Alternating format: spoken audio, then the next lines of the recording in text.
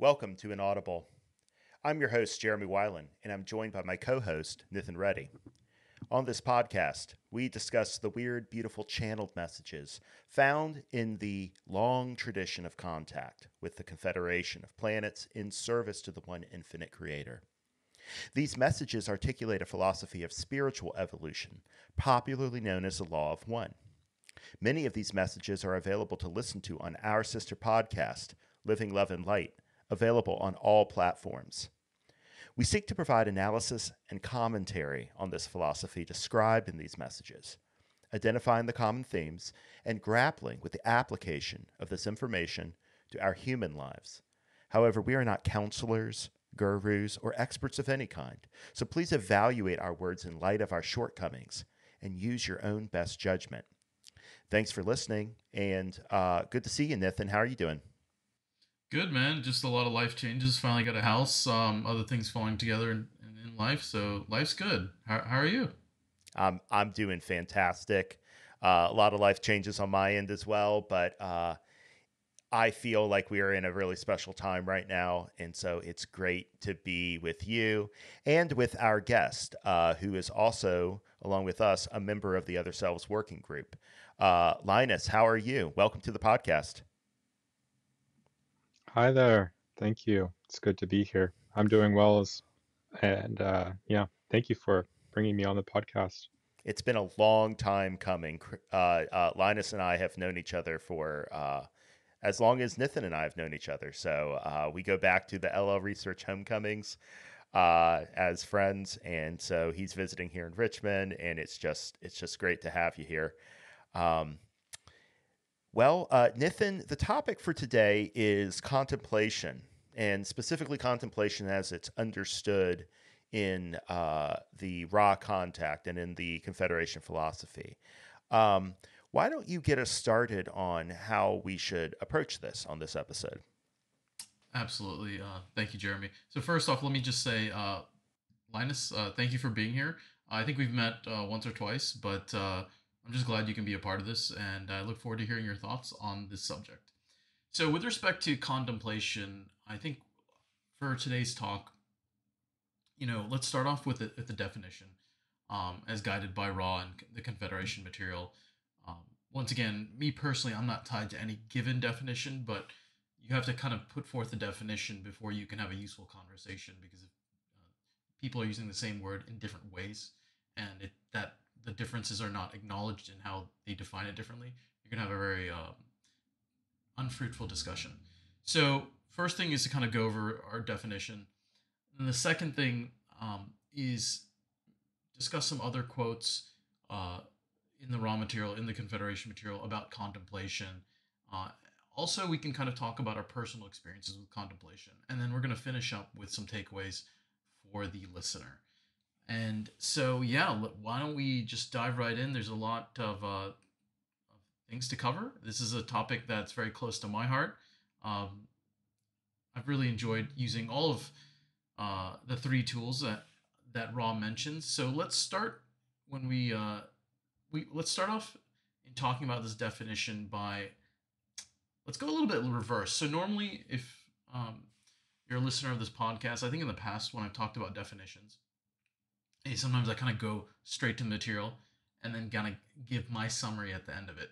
Contemplation's, I think, a pretty complicated and vague topic. So I'm going to do the reverse order. I'm going to give you my take that's informed through the readings and the quotations. And then we're going to dive into the quotations regarding the definition. So contemplation is a core practice along with two other practices that Rob mentions: contemplation, meditation, or prayer. And that one of those three is very, very, that people need to use one of those three in order to polarize, in addition with other things. Finding love in the moment, seeing the self as the creator, seeing the other self as creator, seeing the creator in all things surrounding oneself. But in general, one of those three. So we'll talk about that quote, but it's a very core part um, of evolution. The second thing, though, is that even though it's essential that you know the seeker pick one of those or multiple in order to evolve, they're not the exact same thing. They're not While in general, you can use them to uh, further evolve spiritually, they are a little bit distinct tools. So, and we'll talk about a quote where Ra talks specifically answers a question where, um, Dawn asks, "Would contemplation be useful?" And Ra's like, "No. This one. The best way to handle this is meditation." So they are slightly different. Um, and what's interesting is that uh, the way I see it is it's almost like if we think of spiritual evolution as similar to the analogy of general health, right? There's many different physical exercises one can use to stay healthy, right? But and I think you talk to any doctor today and they'll say, look, before we talk about what exercise to use, first question is, are you even doing physical exercises? Just pick one and do it, right? And then if you want to get a little bit more nuanced as to maybe you really enjoy, doing hikes. Well, you're going to do a different sort of exercise to do the really hard hikes. But maybe you enjoy running marathons and the exercise you're going to use is a little bit different, right? But for general physical health, just get out there and start doing one exercise. I really kind of see Ra's kind of thoughts on contemplation as a very similar methodology. Meaning, look, if we're just starting off start maybe not starting off our spiritual journey, but we're beginning our to progress spiritually in a very organized fashion. First, just pick one of these. Just get one of these exercises.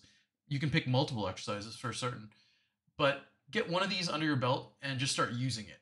Then later on, as you come to specific kind of nuanced lessons and things you want to focus on, then you can start saying, okay, is meditation better for this? Is prayer better for this? Is contemplation better for this?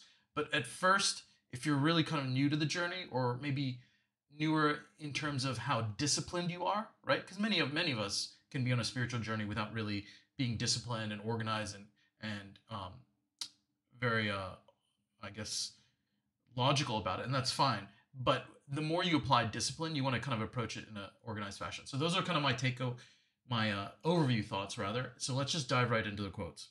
Let's talk about the definition of contemplation. So there's one Ra quote. It's session 49, question 8, uh, where basically this is the one where Dawn's asking, is it better to use meditation to do something? So I'm just going to read over the quote, and it's kind of useful because it'll kind of give us an idea of how, even though they're describing the difference between meditation and contemplation, it's kind of the contrast sometimes that helps us inform us as to what Ra thinks of contemplation as. So, questioner, is it better, or shall I say, does it produce more usable results in meditation to leave the mind, shall I say, as blank as possible, let it run down, so to speak, or is it better to focus in meditation on some object or some thing for concentration? I am Ra. This will be the last full inquiry of this work time. Each of the two types of meditation is useful for a particular reason. The passive meditation involving clearing of the mind, the emptying of mental jumble, which is a characteristic of mind complex activity amongst your peoples, is efficacious for those whose goal is to achieve an inner silence as a base from which to listen to the Creator. This is a useful and helpful tool and is by far the most generally useful type of meditation as opposed to contemplation or prayer. So kind of here they're kind of saying meditation is really good for general use. This type of meditation, which may be called visualization, has its goal not that which is contained in the meditation of self. Visualization is a tool of the adept, once again kind of implying meditation is a more nuanced tool for adept use in some cases. And then it kind of talks about, well, it might be useful here. Those who learn to hold visual images in the mind are developing an inner concentrative power that can transcend boredom and discomfort.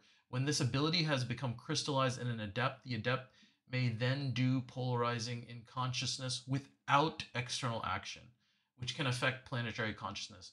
The reason for existence of the so-called white magician, only those wishing to pursue conscious raising of planetary vibration will find visualization to be a particularly satisfying type of meditation.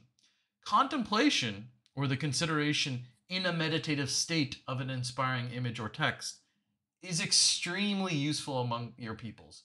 And the faculty of will, called praying, is also of a potentially helpful nature. Whether it is indeed a helpful activity depends quite totally upon the intentions and objects of the one who prays. So when I read this, one distinction I see is contemplation involves a little bit more of a conscious kind of active methodology as opposed to meditation. Meditation specifically, it talks about in this quote that it's almost like a passive listening. Now, obviously, you can visualize, and that's certainly active in a certain sense. But for me, and also paired with my own inner experience, and there's many different types of meditation, and there's many different types of prayer and contemplation. But for me, meditation has a more passive listening or more inner, whereas contemplation is more like an active thought process. That's kind of how I've experienced it in my life. What do you guys kind of think on that particular distinction? That's exactly how I think of it, Nithin. Although I think it is interesting. I think there's something very archetypal about these two different ways of working very intently with the mind. When one is meditating, you know, and this is something that I've kind of gotten through some of the work I've been exposed to through Linus. Meditation is actually doing something, even though it is a very passive intention involved. There is like a meditation where you are implicitly holding before yourself a goal. And the goal is whatever your highest conception of blankness and emptiness is. But you are trying to achieve that. And in contemplation, like that can be very hard, especially for people like us, to really blank the mind. Um, I think Trungpa Rinpoche, when he first came to America to teach Buddhism and meditation, he had a lot of trouble getting his Western students to even understand how to identify the mind being clear. Anytime you try to think of something, the mind's not clear, right? That's where the whole idea in Buddhism of paying attention to the breath comes from. It seems to me like it's actually a kind of training wheels. It's like pay attention to this really, really, really subtle, small, unintrusive autonomic process. And in the process of that, you will clear your mind. And I think it's just important to realize that, like, maybe this is something in our culture that this is a difficult thing to do. And therefore, it is something that we do. It's something we apply discipline to, right? And this is just one way of thinking about it. I'm offering. I know when I meditate, it is an active thing that I feel like I'm doing until I get to that point where I feel that release of the tension, that the tight grasp I have, that my consciousness, that my ego has on things, relaxes a little bit. And then you can kind of sink in and do that thing that Ra talks about. Start listening, right? Start being curious about what's going on within yourself rather than looking for something to take effect that you have desired to have happen. With contemplation, I think this ought to be given a lot more respect in our tradition than I think sometimes it does. We kind of just, robotically go to meditation. And it is a good tool to grasp for because it is so open and it is such a vector for incoming information, incoming inspiration, a new, more balanced sense of what one is. But the idea of reaching deeply into an idea and giving yourself, especially, the time to do it. So in meditation, you often lose track of time because you're kind of blanking out. In contemplation, sometimes you can be very, very, very aware of how much time is passing. And therefore, it's very important to give yourself that time to be, no, we're going to sit with this. And even if it seems like I'm just noodling on the same thing, that's okay. There's an allowance that happens there. You are allowed to let this idea kind of open the flower to you and show you what's going on. I think I'm going to leave it there for me. What did you want to add, Linus? Yeah, those are really great answers. Um, yeah, I feel like my own understanding of these three are similar. Um, with meditation, I feel like um, it's difficult to say that it's always active. It's difficult to say that it's always passive. I feel like there's a dynamic involved of um, going between those states and an active attunement uh, with an inner reality. And I think that in Eastern traditions, I think this is called emptiness. But I think in the West, the way that has been approached is stillness and silence.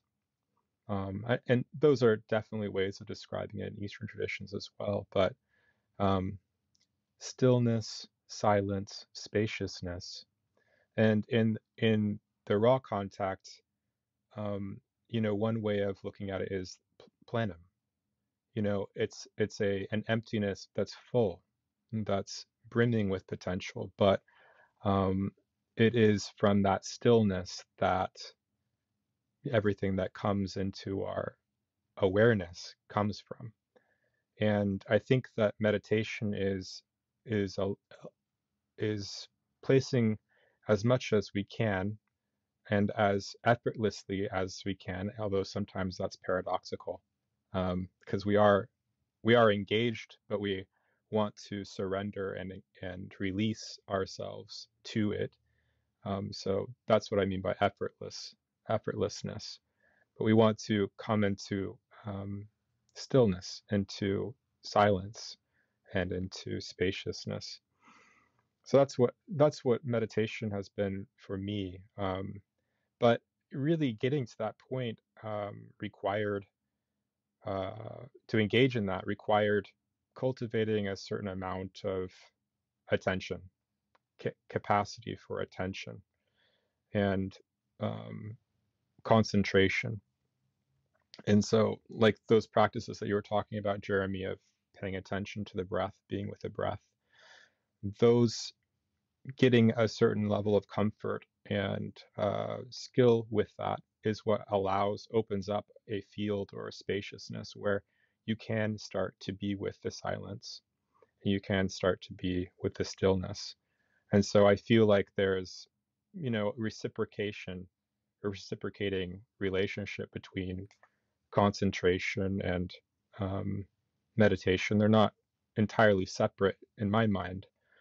Um, but I feel like one of those disciplines feeds into the other, the path of insight and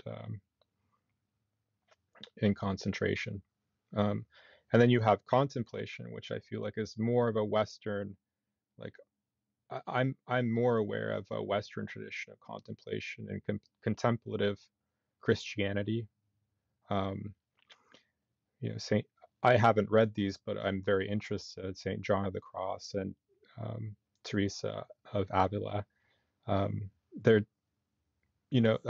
Cloud of Unknowing, the Interior Castle. These are contemplative, so-called contemplative practices that are described in those works. But when I think of contemplation, I think of taking in something that's inspirational and allowing oneself to be with it, not getting into the left-brained analytical mode of, what does this mean in terms of X, Y, and Z, like, how does this relate to everything? It's more of, and that can be a part of it, but being a little bit more open to let things fall into place and not requiring our idea of reason or logic to dictate how that thing can nourish us and help us cultivate um, things that are might be beyond our understanding. And so I've heard this called, more right-brained activity, more right brain engagement with these things. But I think you do need to set apart time and be engaged in a careful kind of like,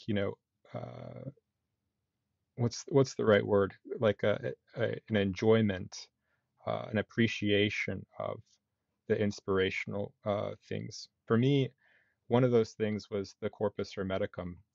It's an ancient Hermetic text, and in the preface of the book, of the version that I had, it said that this book isn't really intended to be read for its propositions, but more for the impact and influence it has over the student.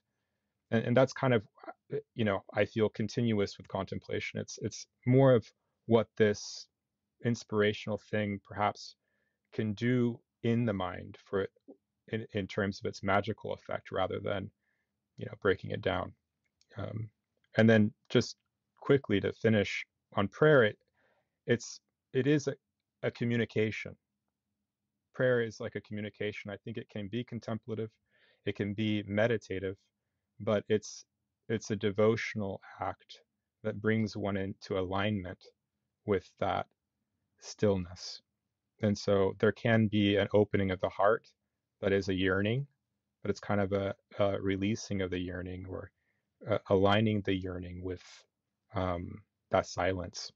That's my own, I guess, response on those things. Thanks for giving me the chance to share that.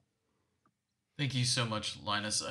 And part of the reason why I was so interested in having this particular podcast is contemplation is something that I'm still trying to understand and explore.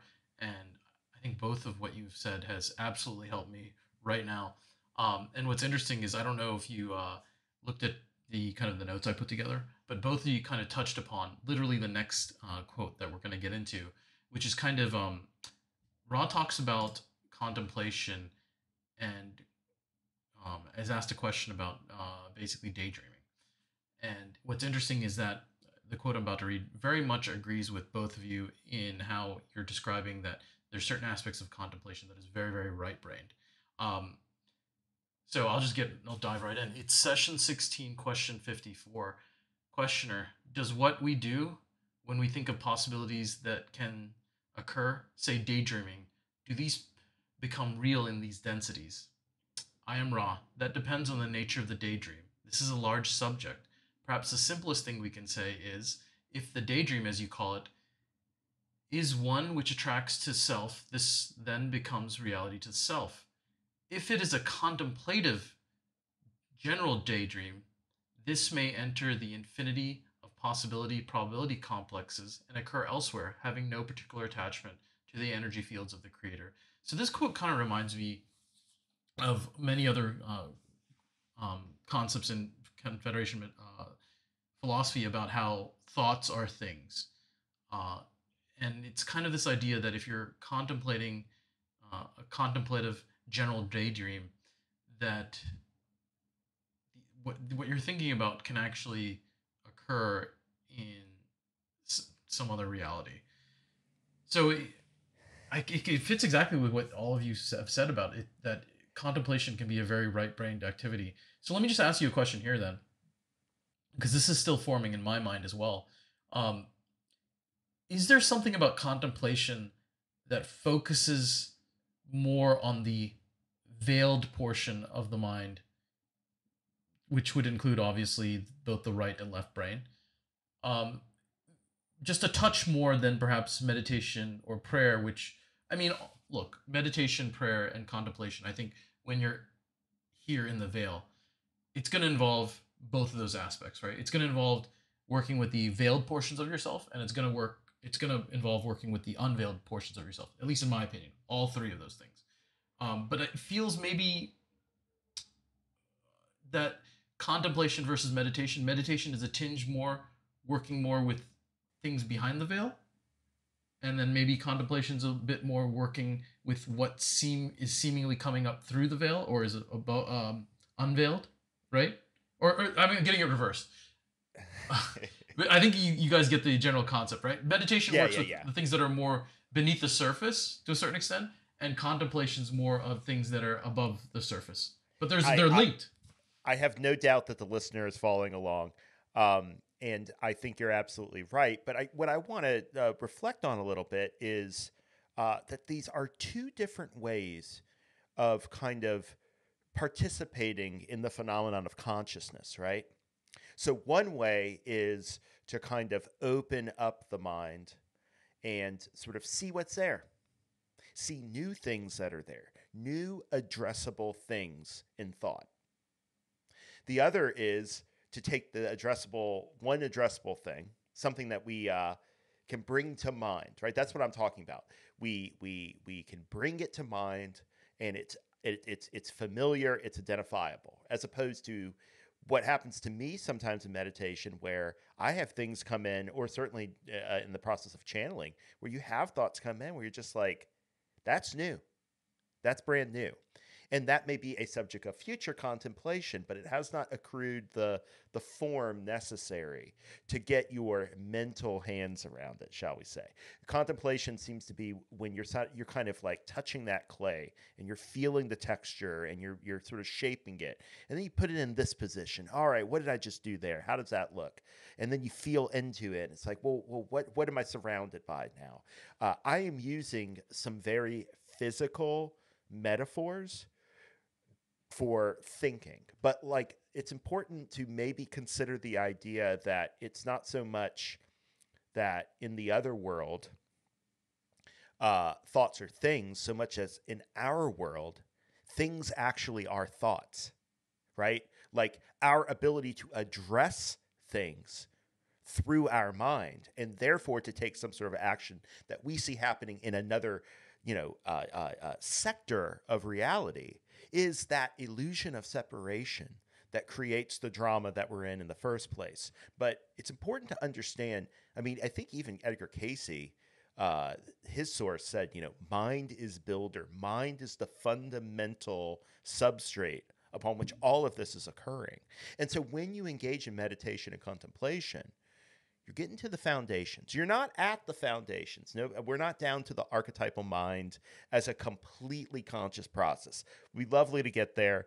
I think the veil militates against that, and for didactic educational purposes. It's not an enemy. It's simply to appreciate. I don't know. I feel like a lot of the stuff that Linus has exposed me to, it gives me an appreciation for the fact that we're in an illusion, but that this illusion has a great purpose to it. It has a great opportunity for us as wider consciousnesses. And so the more we can participate in that wider consciousness, the more we are not simply the subject of this sector of reality, but instead are appreciating it for what it is, because we have at least some idea of what a wider experience, a wider state of mind might be. Have I distorted things terribly, Linus? No, I think that's great. I love it. I love how every time we get together and we talk about these things, I think obviously the main central purpose is to maybe uh, have the listener be benefited by these discussions, but we are often benefited by these discussions as well. So I just love it. If nobody ever listened to this, I would still be doing it. And sometimes when I look at the numbers, I think I'm getting close to nobody listening to it. But So you touched upon a topic, contemplation, and you kind of mentioned of the mind and thinking, and you know, I didn't see too much of a definition of what thinking is. I think that the raw material and Confederation philosophy in general uses it, the word thinking and thoughts in a manner very similar to how we use it in everyday language. But what I've noticed is the term the mind is used in a variety of contexts, right? The archetypal mind, mind body spirit complex, the veiled mind. There's so many variations on that. So I want to dive into a quote that talks about these subject matters as it relates to the first logo. So this is a pretty complicated area. I can't claim to know much about it at all. So once again, we're kind of exploring new territory for me. So I'm just going to dive right into it and get your guys' thoughts on this. So this is about basically Don asking a question about the evolution of basically service to self and free will and the first logos. Questioner. So the original first evolution then was planned by the logos, but the first distortion was not extended to the product. At some point, this first distortion was extended and the first service to self polarity emerged. Is this correct? And if so, could you tell me the history of the process and emergence? A side note, sometimes Don's questions are kind of like all over the place, and Ra's like, they kind of have to clear it up that maybe even the question doesn't make sense. In my opinion, this is one of those where Don's question is a little bit all over. So just, I think, focus more on the answer because this is what's, I think, really interesting. I am Ra. As prom, let me state the logi always conceived of themselves as offering free will to the sublogi in their care. The sublogi had freedom to experience and experiment with consciousness, the experiences of the body, and the illumination of the spirit. That having been said, we shall speak to the point of your query. The first logos to instill what you now see as free will, in the full sense, in its sublogi, came to this creation due to contemplation in depth of the concepts or possibilities of conceptualizations of which we have called significators. The logos posited the possibility of the mind, the body, and the spirit as being complex. In order for the significator to be what it is not, it then must be granted the free will of the creator. This set in motion a quite lengthy, in your terms, series of logi, improved or distilling this seed thought. This was a key. This was the key was a significator becoming a complex. So, you know, Just for your information, Nathan, we literally just discussed a lot of this in the last episode. oh, wonderful. Yeah, so the listener will be right on board with all of this. Perfect. So, sometimes you always ask yourself whenever you're reading Confederation material or raw material, is the word choice here important? Sometimes, maybe it was a decision by the channeler to use a certain word, but it does use the word due to contemplation in depth. With that given phrase, it seems like Raw is very specific that it was contemplation that was the primary mover that achieved, the next steps in creating the significator and things like that. So it's kind of interesting. And what are your thoughts on like that? The first, I guess, since I haven't, I haven't yet listened to that episode.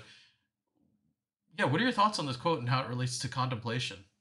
Yeah, I have both of you at a disadvantage because I've just been trying to record as much as possible. Um, I think you have alighted upon an extremely interesting detail of this cosmogony, which is that the that the creation of an octave and the logoic premise behind that octave, right, is the result of the same process that we as sub-logoi use to work with the problems of the exploration of self at our level. Like, this is part of our heritage as part of that logoic chain, is that we are doing in microcosm what the cosmos is doing in macrocosm. And I think that just as we, by turning an idea about and reaching into it and getting some perspective from it, all of these ways in which we take a position relative to something that is of interest in order for it to inform us, to get more information out of it than we've originally had. Um, I think that there's something very, very, very primordial about consciousness in that we take this position to things and then it reveals itself to us, right?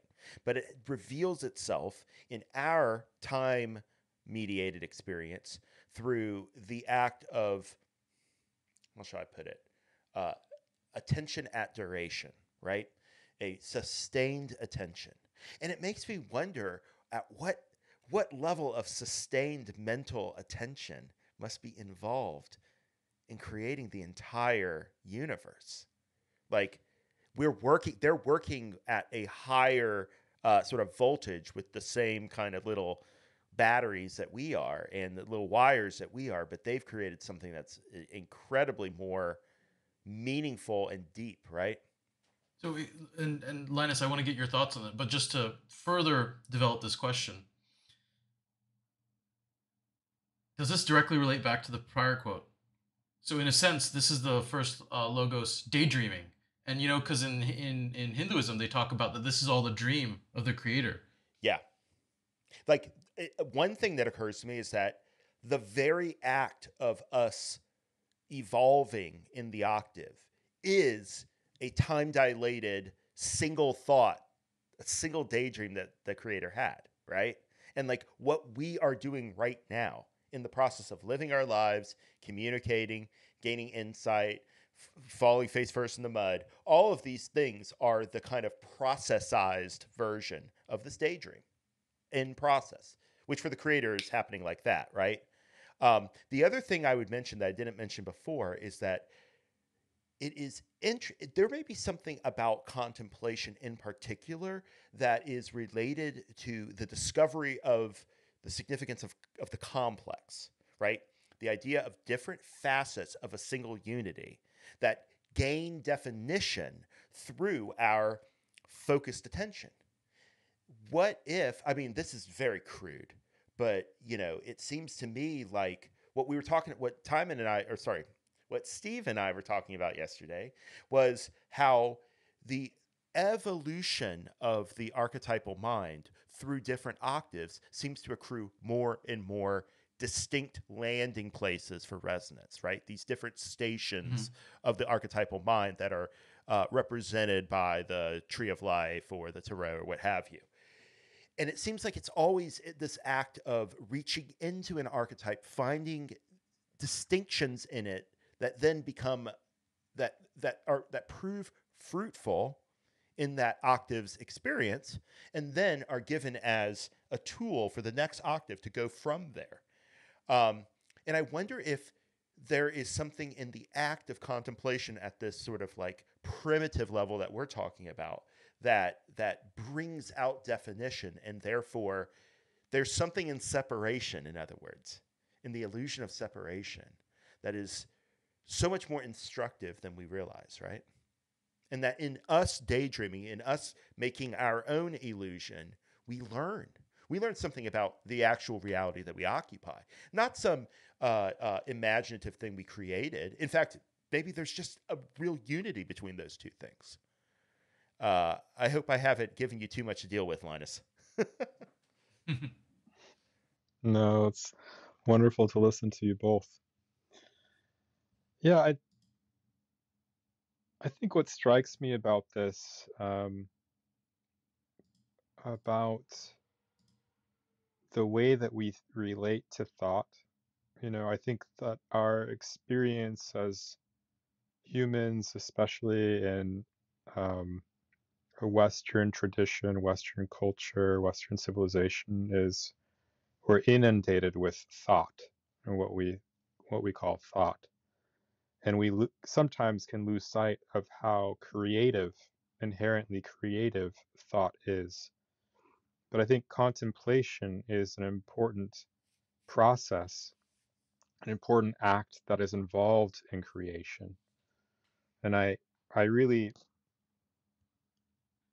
have to say I agree and think that it's central for a creator to contemplate self. And there's something in that that unfolds and allows, in one way or another, infinity to come through and unfold what is next, or unfold new possibilities that weren't previously contemplated. In the act of contemplating it, it unfolds into something that wasn't previously contemplated. And I think that ourselves as creators, it is absolutely um, the same as the one infinite creator, the logoi and the, in Greek tradition, the demiurgos, it's the creator. And creation is, I think, an inseparable part of thought and contemplation. If I could just jump in for one little thing, it occurs to me when you describe it this way, Linus, that a lot of what creates our experience, our whole consciousness, is this reflective aspect of mind. That mind has this ability to sort of like give an image back of what it is, but that has some sort of like, we call it distortion pejoratively, but what it really is just a kind of warping, right? Like it's the very act of that remove that creates a kind of like distortion in it that then we it makes the subject and the object distinguishable. And I wonder if like contemplation is at a primordial level this kind of reflective ability of mind that creates the possibility for a creation.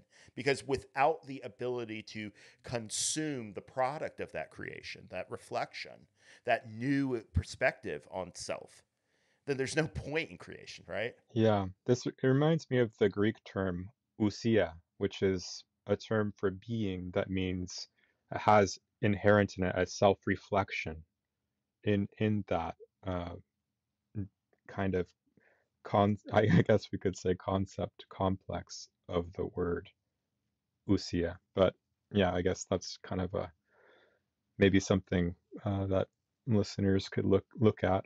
That's been interesting to me personally. This next raw quote ties in contemplation to, I think, the very real struggles a lot of veterans go through, and people who have served in the military, and really people who have had post traumatic stress disorder, PTSD.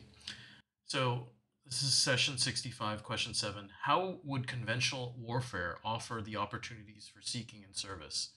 I am raw. The probabilities exist for situations in which great portions of your continent and globe in general might be involved in the type of warfare which you might liken to guerrilla warfare. The idea of freedom from the so called invading force of either the controlled fascism or equally controlled social common ownership of all things would stimulate great quantities of contemplation upon the polarization implicit in the contrast between freedom and control. And then it goes on to talk about that. But I don't know, it seems like there's some sort of connection here with self reflection, contemplation, PTSD that we see people struggle with for a variety of PTSD scenarios, but certainly for being in warfare. And that you often see people, or at least I've experienced in, working with clients, people who use drugs because they don't want to face, or and they even admit it, they don't want to process or think about what happened when they served overseas in a combat zone. So I don't know. I feel like there's something more. There's much more to expand on this topic, but I don't know. It is a heavy topic for me because not I haven't I don't think I've ever had PTSD, and I've definitely never served at a combat zone, but I've definitely dealt with. In fact, for 2 full years, I worked at a firm where we just helped veterans, indigent veterans. So um, while I process my thoughts, does anyone else want to share their thoughts on kind of this interaction? Yeah, just real quick, what I'd like to suggest, based on this quote in particular, and this is just food for thought. I don't know if I'm driving off a cliff here, but they seem to use contemplation in this quote as related to catalysis. That there's something about contemplation that's involved in experience kind of dislodging our stuck thinking and our stuck loving, that then if we can really sort of willingly invest our consciousness in, invest our attention in, as opposed to passively receiving some stimulus from catalyst that then arrests our attention and that grabs it and won't let it go. There's like an active passive idea here. I don't know if I'm just like, on crack or something, but it seems like contemplation has this relationship to the process of catalysis that probably probably we should look into, Nithin and Linus. If not here, maybe with some of our friends from the Confederation. One comment on that. I so I agree. I totally agree with what you're thinking, Jeremy. I would posit this though, that I also took from this quote that perhaps for I first of all, let me say I totally agree. I found contemplation extremely useful for processing some catalysts, in addition to meditation and prayer. But for certain catalysts, and I think I texted you the other day about this 2 weeks ago, that like I had a breakthrough, and it was purely mostly based on, I mean, not. I would give credit to contemplation. I'd use prayer and meditation for sure, but I was surprised how effective it seemed. Like the missing piece was contemplation, because in the past, working with this catalyst, I'd focused a lot on meditation and prayer, but it wasn't until I put a little bit more effort into contemplation it came to me. So I totally agree that contemplation is very good in some circumstances of processing catalysts. But I also, when I first read this, I also thought that maybe contemplation is something that's also more easily available to the undisciplined entity, right? Because they're talking about the masses of people in war. Presumably most of them would not necessarily, at least on Earth, have the maybe desire for meditation or dedicated prayer. I don't know. That's. I also took away from this that it's not just essential for processing catalysts, but it's also maybe more easily available, right? Interesting. Linus, I'd love to hear your thoughts on all of this. Contemplation, it seems to me like the way that I want to define it is to be with the image, to spend time with the image, to give attention to the image. And so, and another thing comes to mind, which is, I don't know if you've heard of Cunningham's law, which is an online phenomenon / law, which is to get the right answer, state the wrong answer. Um, and I think that war, being in war, the horror of war, it's enough to get people aware of the wrong answer, to begin an image to be with the right answer. And to be with the right answer, you have to go inward and be with the image of what the heart yearns for. And so you call forth the image of what is no longer in activation, what is in potential. And that means, contemplation is coming into contact with image and time space, to use, law of one parlance. And so that's what I think this is, when you're talking about warfare and the hardships and the the vibrant images that people are presented with that are, might be seared into the mind. It really takes a person to contemplate those things, to move past them, or to integrate them, or to accept them. So yeah, it's one of those things where catalyst gets more and more in your face. And what you said, Jeremy, about contemplation being to be with the catalyst. I see catalyst is always in the form of an image, because it's whether it's recalling a dream that you're being with, and you're trying to ponder.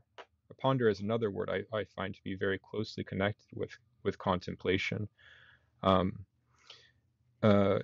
Pondering what that dream may be, what it might mean, but sometimes it's not even about meaning. It's just, what was that? And I think war can be one of those things where it just seems senseless, but it causes us to look inward into what really is, and what we really are, and why are we doing this.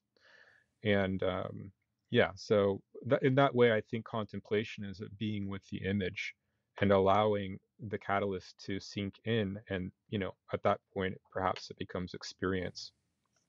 Right.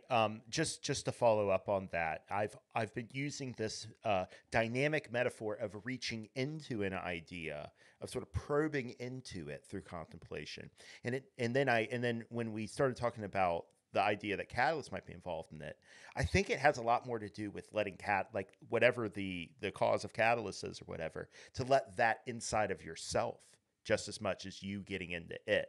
Right. You're kind of in the Buddhists talk about like, once you become mindful, you let the world in. You let the world tell you what it's trying to tell you.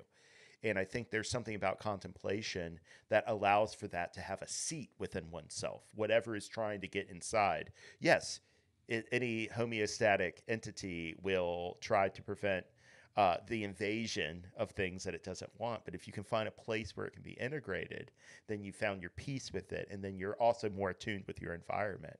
And that seems to be. It seems like both of these dynamics are involved. I'm glad you pointed that out, Linus. Yeah, one thing I wanted to add is just you use the word idea. Right. I Idea comes from a Greek word idea, which means to behold, which I feel like is joins nicely on our word contemplation as well. Absolutely. Yeah. It's interesting, Linus. Your thoughts on contemplation, it's a very consistent kind of conceptualization, because you mentioned way back at the beginning, um, I forget the exact terminology you used, but you said something about like focusing on inspiration, right? And then when we're describing warfare, it would be, the image of maybe focusing or sitting with despairing things, right? Which is, it's the polarity of inspiration, right? Despair versus inspiration. I feel like it's a little bit of a, depending on how you define it, but it's on the polarity scale, given polarity.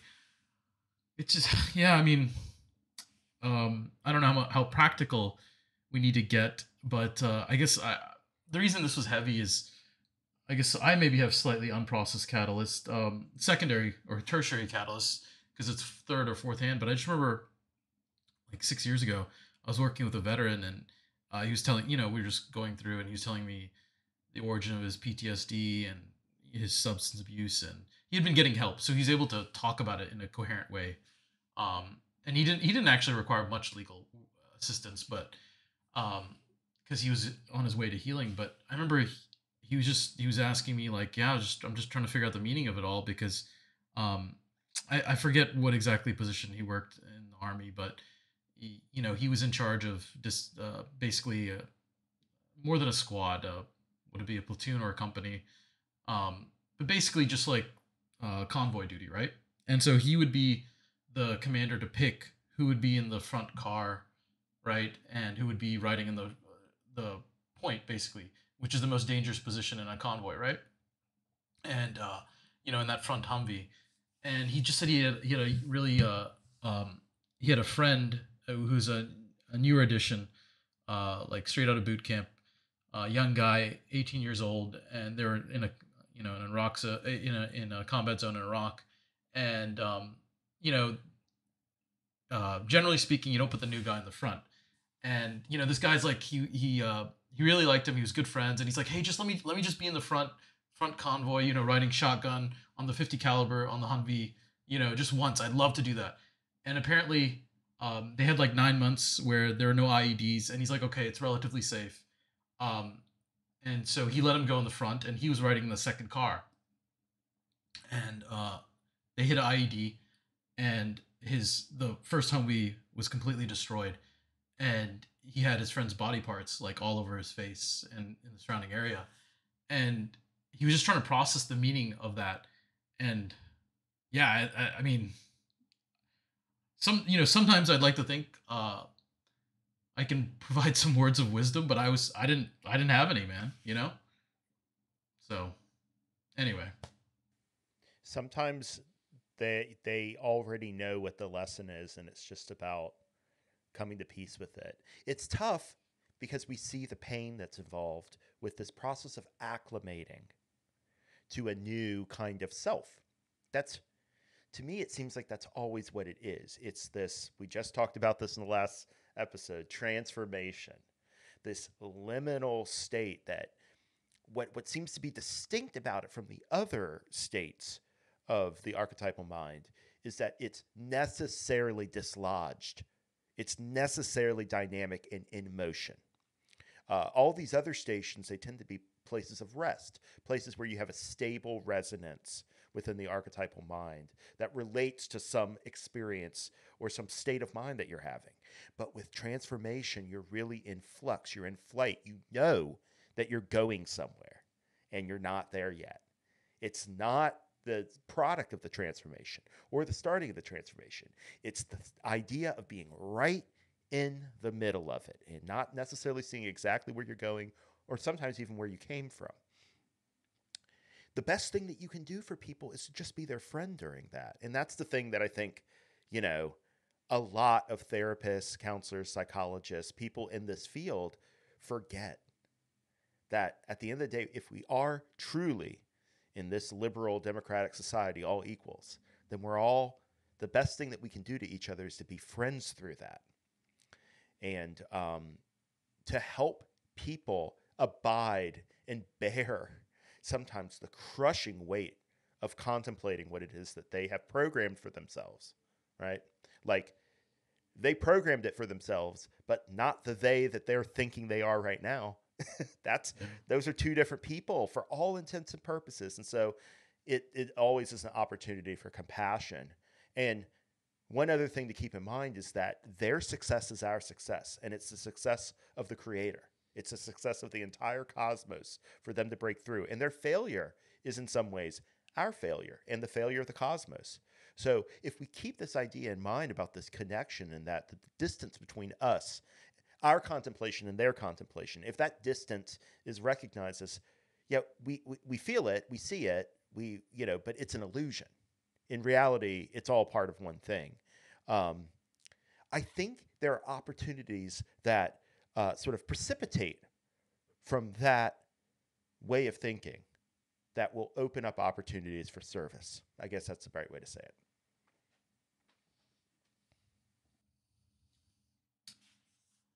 So I think now we can segue into the portion where we can just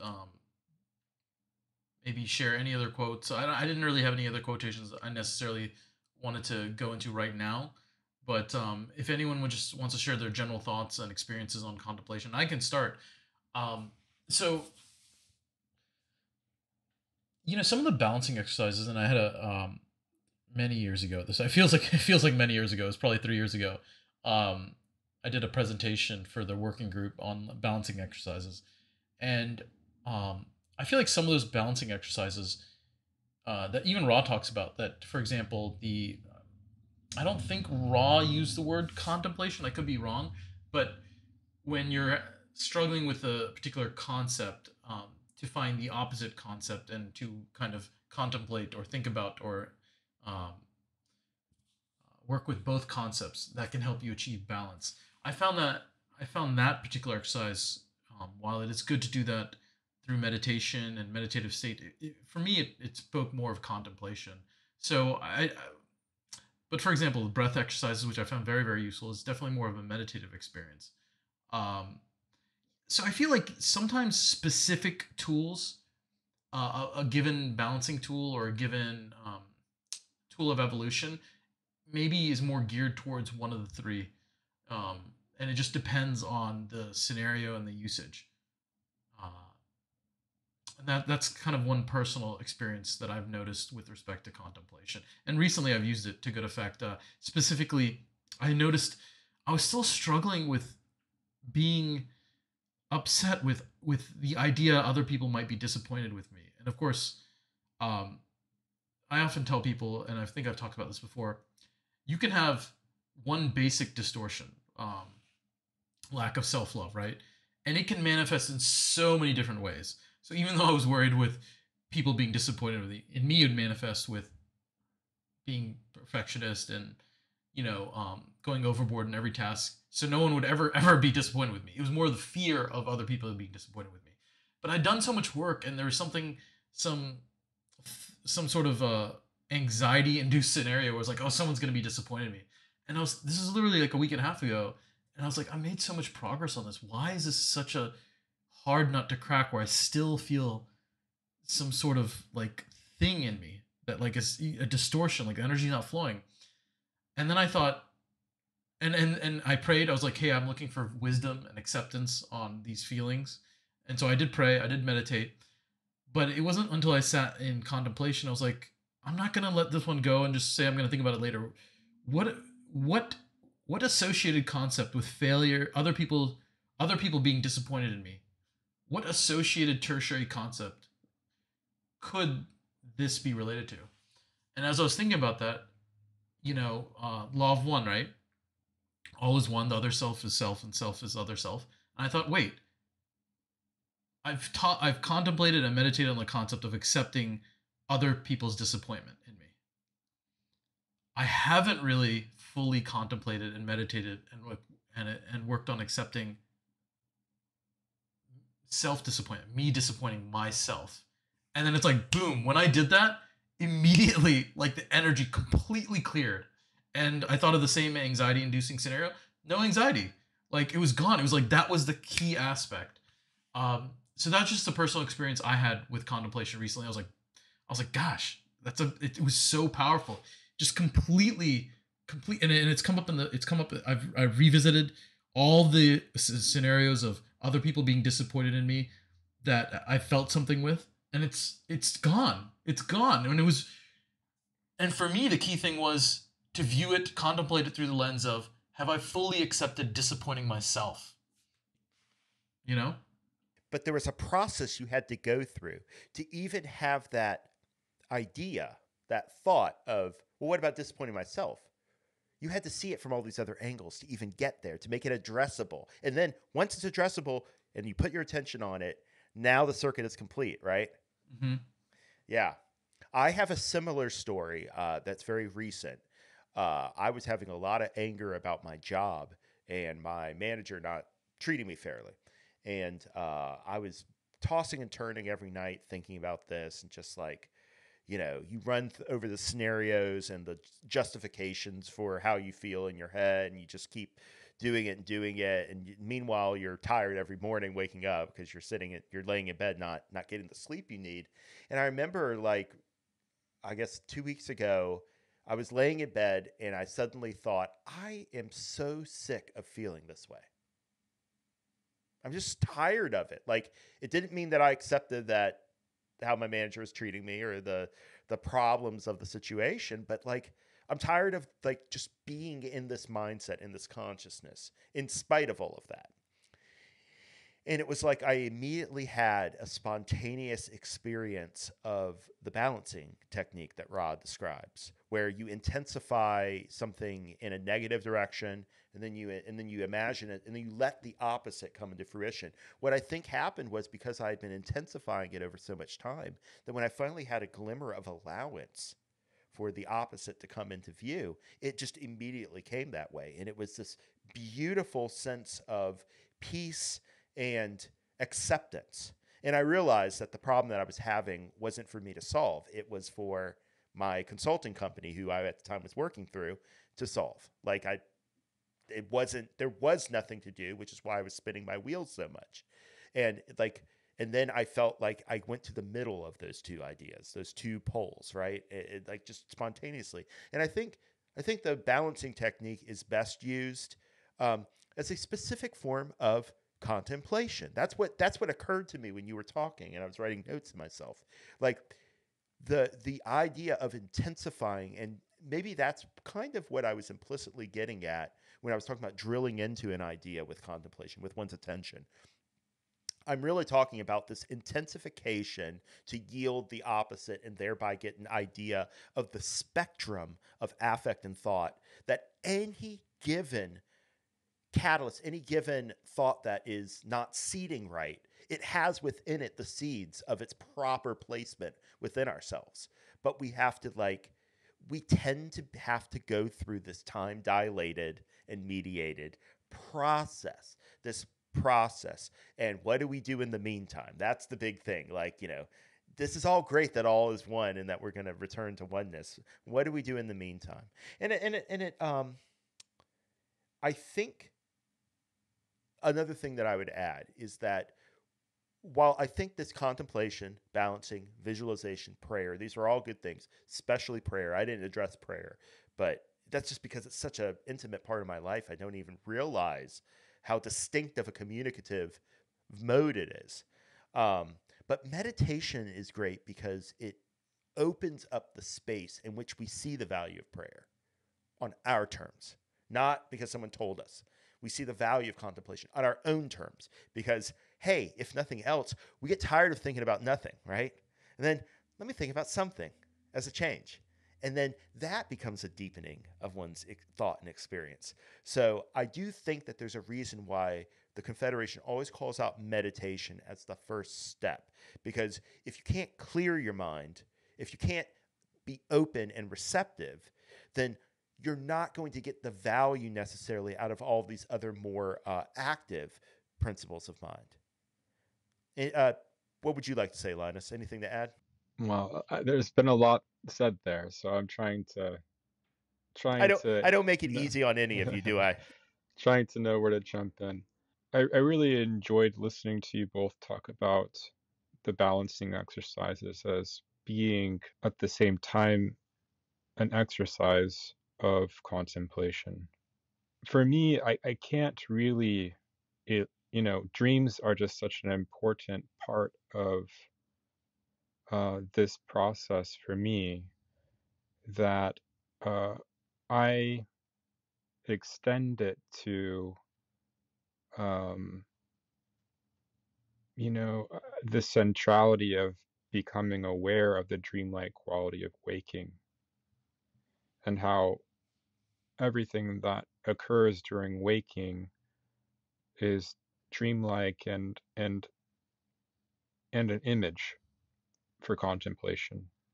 Image is kind of this irreducible gestalt, whole that is offered to us to contemplate. And it's closely related to visualization. And I think that um, this kind of, I know, Jeremy, you mentioned kind of before coming on that you were interested in how Pierre Grimes' work might connect to this. Indeed. And it really brings to mind his work in what he calls philosophical midwifery, but really, and his is a very mystical engagement with the Platonic tradition and Neoplatonic Hermetic tradition.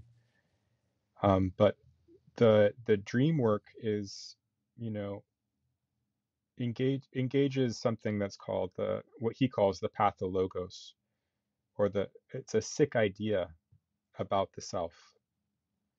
And the idea is that in our dreams, we're presented with an image that, if we engage with it and learn the language of our dreams, is showing us exactly one aspect of this sick idea about the self, the false idea about the self.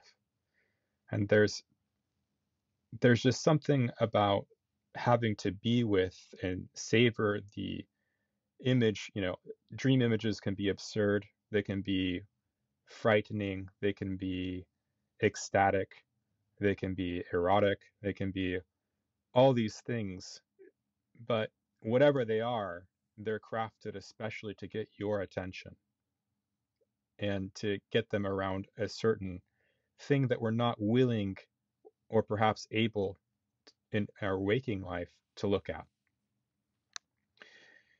And so I think that our dreams, through contemplating our dreams, um, we we're prompted to see in our waking life those things that we might not catch, we might not um, be recognizing.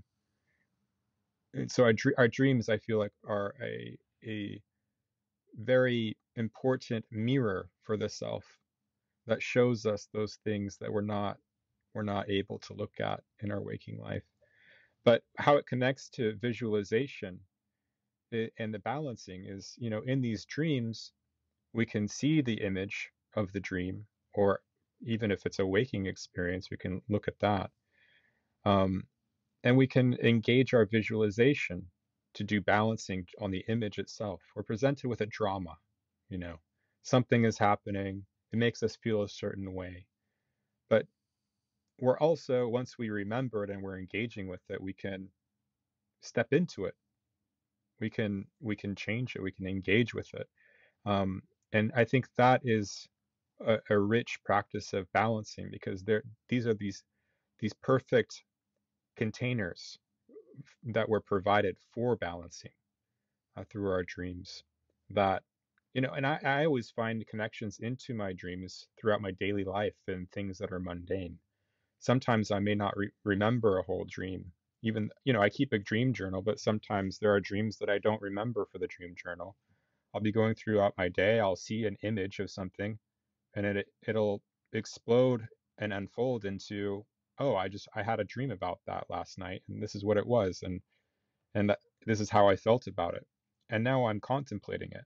How does that relate to this moment, and how does that, what's there for me?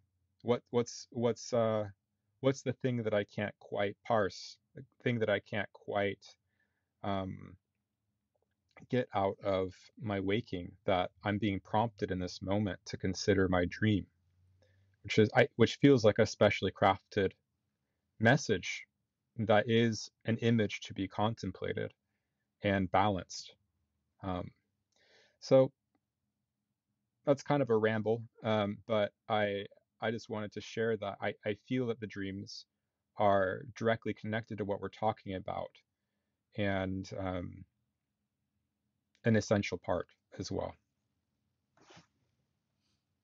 I 100% agree, Linus. I would also uh, term what the way I process my dreams is contemplation. I certainly also meditate. I sit, like sometimes I'll have a dream where I'm like, I have no idea where to start, and I'll set an intention prior to meditation, and I'll just meditate. Um, and then afterwards, sometimes I'll get an answer, but more often it usually requires a little bit more contemplation after the meditation to try to get to where I'm going. And we've talked about this in the past. Sometimes just one day of sitting with something, whether it's a dream or some catalytic event, it's not going to be enough. But if you're consistent on a daily basis, and it's not one of your lifelong lessons, usually you can see progress or a solution. I feel like in a few days to a few weeks. Obviously, I think your bigger lifelong life pre-incarnatively chosen lessons, in my experience, they take a little bit more dedication. They're a little harder nuts to crack, so to speak. But I absolutely agree with the idea that sitting in contemplation of dreams is very important and useful. So I think we can kind of go to the last segment, which is going to be the takeaways. Jeremy kind of already gave a little bit of his takeaway, but I definitely agree. I think the Confederation in general emphasizes meditation, and I would second that emphasis. And this is the reason why I would emphasize meditation. If you had to pick one, although obviously I would like to hope that people who have been doing this on the spiritual path for a while, that they have seen the benefit and the usefulness in using all three tools. Um, with respect to myself, I definitely use contemplation and meditation um, very early on, because I found the Law of One material, and I found the Law of One material 2011, and I really started dedicating my life to spirituality probably closer to 2010. Um, but I had a very arm's length relationship to prayer up until maybe halfway through the last 10 years. But prayer is so powerful. So I do encourage everyone that as you're on this path, you look into all three. They're very, very powerful. But if I had to pick one, I would absolutely pick meditation. And here's my reasoning for this: is that um, in my experience, when you're first on the path, or you're working with an area where you have a lot of distortions, it seems that it's easier for your distortions to interfere with the effective use of prayer and contemplation. Like, you're highly distorted, you pray to be a billionaire, or you pray for the death of your enemies, right? It's, in my opinion, those prayers are not going to be very effective because they're not coming from a very undistorted perspective. Certainly, you can try to have meditations on those things, but in general, I feel like meditation, for whatever reason, in my experience, it's more it's more effective in producing changes in consciousness, even if there's significant distortions and you have no idea of what to consciously ask for. You know, because once again, contemplation, there's some sort of like impetus of like nudging the your thought process in a given direction, right? But once again, if there's a lot of distortion, or perhaps distortion causing also lack of awareness, I think it's hard to sometimes point your contemplation in the right direction. So that from that perspective, I absolutely 100% agree that meditation is so useful. Frankly, probably more useful than the other two if you're an absolute beginner in exploring these areas. But I definitely recommend meditation, and I definitely also recommend all three once you kind of get going on this path. I don't really have anything to add to that other than I'm astounded at how I've never appreciated the role that contemplation has in the dialogue between the conscious and unconscious that dreaming represents the other side of. I mean, what is dreaming but a way of making the unconscious addressable to the conscious mind, right? Like that. It's so simple, but it's a very important thought. Dreams are something that I'm trying to work more with, and Linus, we need to get you back on with Jamie because Jamie's our working group resident dream expert, and I think you and her would be able to go into some deeper places that Nithin and I have not been able to to plunge. Yeah, I'd love that. Um, yeah, I guess, we're just kind of wrapping up at this point. So I guess offering some thoughts to people who might be starting out um, is maybe a good way to sign off. Personally, I think that, like has been said, meditation is an essential part. Our culture, it's full of distractions. It's very hard to um, feel like we're able to take a moment and go inward. And I feel like meditation is that practice which allows us to be okay with not being distracted and becoming aware and attuned to our inner life. And and so that, even if you can just start 3 minutes, 5 minutes, the thing that really will get you the furthest is not taking on some heroic session at the beginning of, I'm going to sit and do an hour of watching the breath. More power to you if you're able and to do that from the beginning. I certainly wasn't, but I think that starting off with even if it's just 1 minute of just setting aside the time, nothing is going to be distracting you, um, and just really um, feeling the success of following through with that and allowing yourself to recognize that you did it. Showing up every day is going to get you a lot further than 15 minutes once a week. 5 minutes a whole week of sitting every day is going to get you a lot further than just 15 minutes and then not meditating the rest of the week. So I would say build up. And, you know, one of the things about meditation that we read in a quote, Rob mentioned this briefly, is that um, meditation can be incredibly satisfying pleasurable, enjoyable, healing, refreshing, renewing, rejuvenating. And it does not take long to get there. You know, inside of 2 weeks to a month of just sitting consistently for 10 minutes, you'll feel a major difference in meditation and just cultivating that stillness. And that's going to create a lot of space for you to go into contemplation. And there's so much there. You know, it's really just how do you open the door to engage with your inner life? This is kind of a funny anecdote of something that I heard, but you know, on Twitter there was someone saying, "Oh, there's this gene editing therapy that we could potentially do to um, eliminate 6 hours of sleep, so that people would only need 2 to 4 hours of sleep, and then we'd be living more." And it kind of felt like it was missing the point that we are living when we're sleeping. We are living when we're dreaming. Yep. It's just a matter of paying attention to that aspect of our inner life. And meditation is something that gives you, opens that door for you while you're waking and starts to create a bridge into that inner life. And so it's very worthwhile.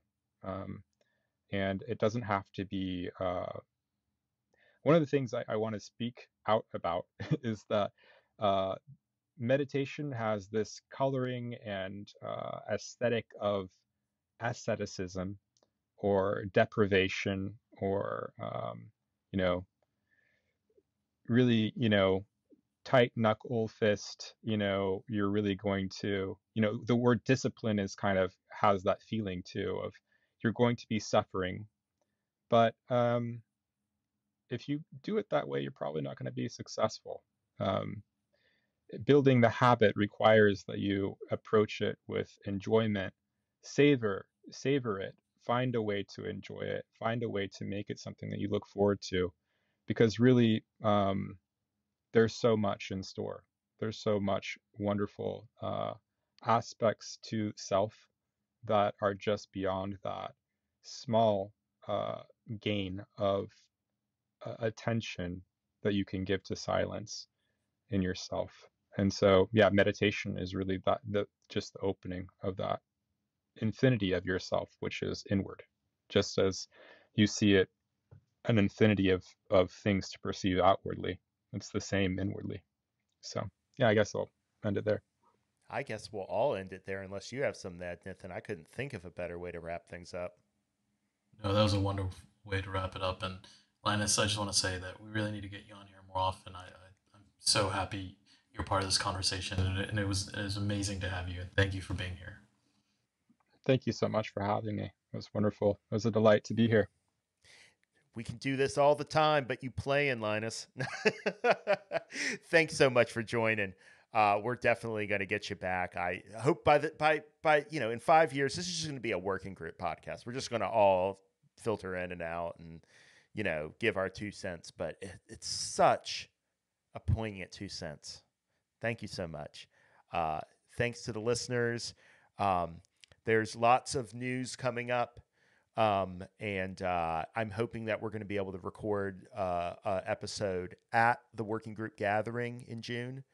And I'm planning an episode with the Richmond Meditation Circle, who has really deepened their practice. We're now studying the raw contact directly at our meditations.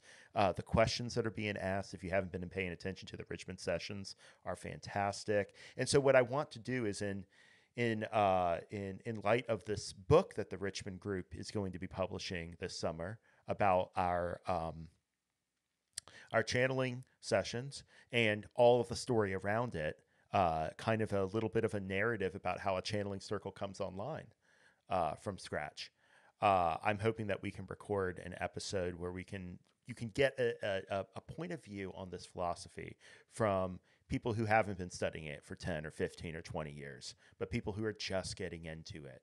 And hopefully, along with all of the tools and practices and ideas that we've shared here, that will also be part of putting the puzzle together on how one becomes more of a participant in one's full self and full life. So hang in there. We're going to keep the episodes coming out. Thank you so much for listening. And in the meantime, dear other selves, stay in the love and light.